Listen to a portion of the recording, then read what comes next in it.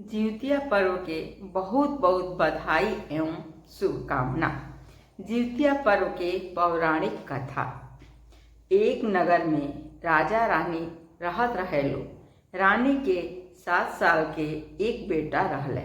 राजा रानी अपना बबुआ से बहुत प्रेम करत रहेलो, काहे कि बहुत साल के बाद पैदा भई रहले। राजा के घर एक दासी भी आवत रहली, जौन झाड़ू पोछा चूल्हा चौकी करत रहली। उनकर भी 5 साल के एक बच्चा रहल। दासी राजा के लड़का के खूब खिलावे। बच्चा के साथ घुल मिल गई रहली। दासी कुआर मास के जिउतिया पर्व नियर आई। दासी भी हर साल जिउतिया पर्व भूखल रहली।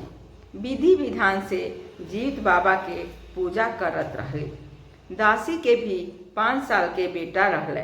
7वीं के दिन भोरे भोरे रानी के घर जाके चूल्हा चौकी करके माज धोई के रानी से कहली, ए रानी, आज 7वीं के दिन नहाए खाए के दिन है। आज हम गंगा जी में डुबकी लगा के जीउत बाबा के पूजा करब। कल हम ना आ पाई।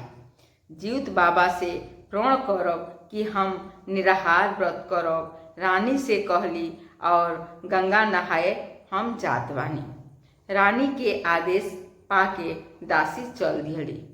राजा के लड़का सब बात सुनत रहले। बोलले कि हम गंगा नइखी देखले, हमरो के ले चल। जिद करे लगले। दासी बोली कि तू महल में जा। रानी और दासी के सब बात बबुआ सुनत रहले। तभी दासी जैसे गंगा स्नान नदी हो के जाए लगली, वैसे उनकर रानी के लड़का भी पीछे दासी के पीछे चल दिहलस। दासी बहुत मना कैली कि वहाँ छोट बच्चा ना जाला, भीतर के ना जाला, तू महल के भीतर जा, मम्मी पापा के यहाँ रह। दासी गंगा की ओर चल दिहली। उधर रानी के बेटा भी दासी के पीछे पीछे चल दिहलस। दासी गंगा में डुबकी लगावे लगली। डुबकी लगा के जे निकलली तो देख तारी कि एगो मगरमच्छ राजा के लइकवा के पनिया में खींचता और पानी में डुबा दिहलस। काफी आसपास तसल्ली, लेकिन लइका ना मिलल। रोवत बिलखत रानी के महल में अइली और सब घटना रानी से बतौली। इतना सुन के रानी दहाड़ मार के रोवे लगली। रानी के आवाज़ सुन के राजा दरबार में रहले और आके सब बात पूछे लगले। राजा बहुत दुखित भइले। तुरंत मंत्री के बोलले कि तू जा दासी के लड़का के पकड़ के ले आव। ये दासी राजा के पैर पकड़ लेली। ए राजा, हम जानबूझ के ई ना कइनी, बबुआ के हम मना करत रहनी, हम ना ले गईनी। राजा रानी दासी के बात ना मानल लो और राजा का कइले कि अपना दुआरी पर चीता के तैयार कइले और आग जला दिहले। और ही आग में दासी के लइकवा के डाल दिहले। अब दासी महतारी के सामने राजा के कइले कि वहाँ तुरंत भाग गईली रानी दासी और लड़का जर के राख हो गई, काहे कि महतारी के सामने लड़का जर गई। राजा अपने सिपाही के आदेश दिहले कि तू लोग भी दासी के पकड़ के ले आओ, वही के भी जला के मार डालो। अब राजा के सिपाही चारों ओर फैल गई, घर घर तलाशी लेवे लागल, सब जगह खोजलस, लेकिन कहीं पता ना चलल। ई त दासी जंगल में लुका गई रहली। अगला दिन अष्टमी व्रत रहल। श्रद्धा और मन में विश्वास लेके वही जोगे एगो पोखरा रहल। आ जाके पोखरावा में डुबकी लगौली। आ जो डुबकी लगावस सब डुबकी माटी निकाल के बेदी बनौली। घास फूस से जीउत बाबा के मूर्ति बनौली। फूल माला जीउत बाबा के चढ़ौली और हाथ जो के कहतारी, ए जीउत बाबा, हम तो हर साल राउर विधि विधान से खर जिउतिया करत रहनी है। कि और ए बाबा हम का कइनी कि हमार बबुआ हमरा सामने जर के राख हो गईले और राजा बबुआ के आग में जला दिहले। हम तो उसी समय अपना बबुआ के साथ जल जईती, लेकिन ऐसा ना कइनी कि लोग हमरा के दोषी ठहराई, हत्यारिन कही, हम अपन लड़का के हत्यारिन कही कि राजा के लड़का डुबा दिहली।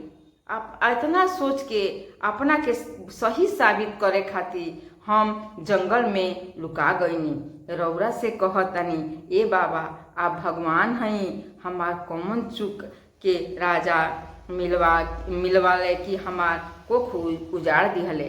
बेदी पर मुड़ी पटक पटक के खूब रोवत तारी कि अब हम केकरा सहारे जियब बाबा, जौन हमार सहार रहल तौन नइखे। अब तो आपके चरण के ही आस बा बाबा, और उस पर विश्वास रौरे बा कि आप जीवन के दाता हई, सबके भाग्य के विधाता हई। हम तो यहाँ सुनले बानी कि आप एक पुतला में भी प्राण लगा देनी। कल पारण के दिन बाबा हम बिना अपना बबुआ के मुंह देखले एक बूंद पानियों ना डालब बाबा।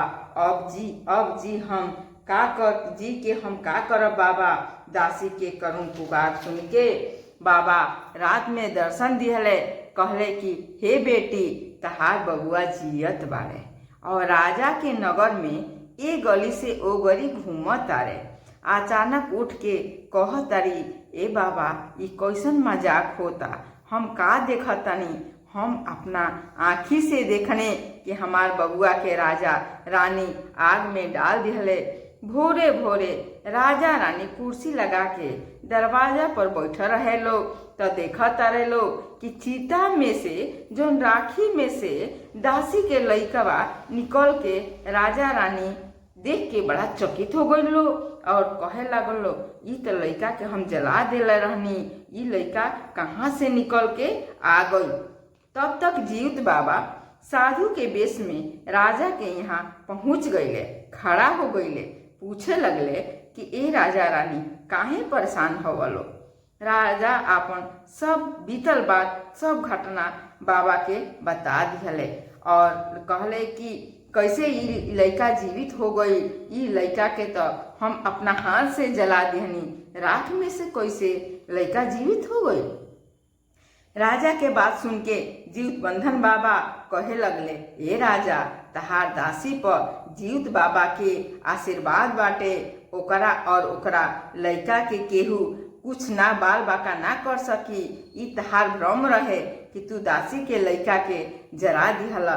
दासी एगो सती हई और ओकरा के दोषारोपण लगौल जंगल में बसेर लेले बिया। तू वहाँ जाके अपना कैला के क्षमा मांग और ओकरा लइका ले जाके दे द, नहीं तो तहार राजपाट सब नाश हो जाई, केहू ना बचा पाई। सती नारी बिया। राजा रानी दासी के लइका के गोद में उठा ले गईले। उधर दासी कुश के जौन जीवित बाबा के मूर्ति बनौले रहली माथा टेक के खूब रोवत तारी। तब राजा रानी उनकर बबुआ के लेके पहुँच ले लो। बबुआ राजा के गोदी से उछलकर माँ के गोदी में जाके माई माई कहे लगले। माँ चाटे लगली।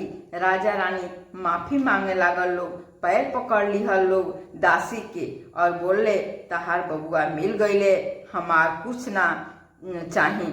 तू कौन जब तक कैलू कि तहार बबुआ मिल गईले, हमनियों के बताव। दासी हाथ जोड़ के बतावे लगली हम जीवतिया के व्रत करेंगे। क्वार मास के अष्टमी तिथि से कईल जाला। ये व्रत 3 दिन के होला। सप्तमी के दिन नहाइल खाई जाला और सप्तमी के राति में ओठंगन दिहल जाला और निराहार अष्टमी के दिन निराहार रह के हाथ जोड़ के व्रत रहल जाला, पेड़ पत्ता ना काटल जाला। ई व्रत के प्रभाव से बबुआ लोग के उम्र बढ़ेला, कौनो संकट आवेला तो कट जाला। अष्टमी में निराहार रहना के बाद संझा के जीउत बाबा के पूजा कइल जाला, नवमी में पारण कइल जाला। अब राजा रानी जीवतिया कब आए इंतजार करे लागल लोग। कुआर मास आ गई। दासी के बतावल विधि से जीवतिया व्रत रहे लोग। सप्तमी के नहा के, अष्टमी के नहा के चिल्होसियारों के कथा सुनल लो, नवजीवित बाबा के पूजा कैल लो। तब तक दरवाजा पर नवमी के दिन जे ही सुबह नहा धो के बैठल लो तब उनकर दरवाजा खूब तेज बाजल।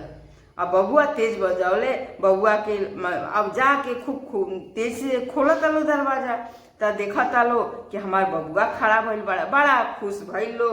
सामने देखत लो एक मलाह लेके आइल बा उनका बबुआ के, और मलाह बतावे लागल तहार बाबू मछली के जाल में फंस गई रहले, हमके पता ना लागल। लेकिन काल हमरा के जीउत बाबा रात में सपना देखौले कि राजा के बेटा है, इन्हें पहुंचा द। राजा रानी बहुत खुश भइल लोग। जवन धागा जीउत बाबा के चढ़ौले रहे लो उ धागा उठा के अपना बबुआ के गर्दन में डाल दिया लो, और जीउत बाबा से क्षमा मांगल लो और कहल लो कि हे जीउत बाबा कोटि कोटि प्रणाम। जैसे हमार लइका के तुम अचरा हमार भरलू, वैसे जे भी जीउत व्रत करे सब दुनिया संसार के अचरा भरी ह, सुहाग बनौले रखी ह और सबके आशीर्वाद दी है। जीउत बाबा तारा के कोटि कोटि प्रणाम।